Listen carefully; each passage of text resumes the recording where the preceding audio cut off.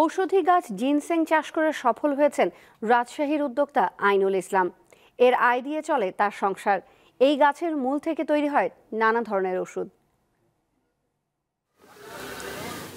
2020 সালে করোনার সময় ইউটিউবে ঔষধি গাছ জিনসেং সম্পর্কে বিস্তারিত জেনে এটি চাষে উদ্বুদ্ধ হন রাজশাহীর বাগমারা উপজেলার দৌলতপুর গ্রামের আইনুল ইসলাম। স্নাতক পাশ করা এই উদ্যোক্তা ওষুধ কোম্পানিতে চাকরির পাশাপাশি কোরিয়ান জিনসেং চাষ করে সফল হয়েছেন। শুরুতে তিনি উপজেলার গোবিন্দপাড়ার একটি নার্সারি থেকে 3টি কোরিয়ান জিনসেং চারা সংগ্রহ করে বাড়ির ছাদে চাষাবাদ শুরু করেন।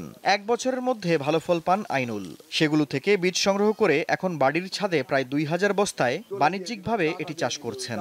প্রথমে মাত্র 3টি চারা সংগ্রহ করি, তারপরে আস্তে আস্তে আমি যখন বুঝতে পারলাম এই চাষ সম্পর্কে অনেক অভিজ্ঞতা হলো এবং বাজারের ব্যাপক চাহিদা আছে, তখন আমি এই বিস্তারিত বাণিজ্যিকভাবে করা শুরু করলাম।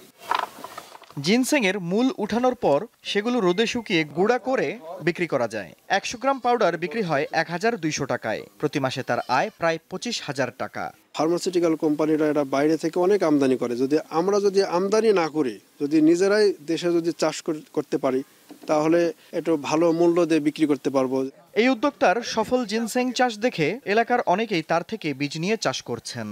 আইনুল ভাইয়ের কাছ থেকে জানলাম চারাগুলো নিয়ে বাসায় নিয়ে যে রোপণ করব। এটা চাষ করার জন্য একটু দেখতেছি লাভজনক পেশা, কোনো কীটনাশক লাগে না, সেই জন্য আমি খুব আগ্রহী। ঔষধি গাছ হিসেবে জিনসেংয়ের অনেক গুণ রয়েছে বলে জানান কৃষি কর্মকর্তা ও বিশেষজ্ঞরা। শরীরে যদি ফুসফুস, ডায়াবেটিস এবং আপনার যদি শরীরে খারাপ কোলেস্টেরল যদি থাকে, এগুলো থেকে আপনাকে ভালো রিকভারি করবে এই জিনসেং মূলটা। এটার একটা বৈজ্ঞানিক গুণাগুণ পরীক্ষা করার বিষয়টা সুনিশ্চিত হওয়া দরকার।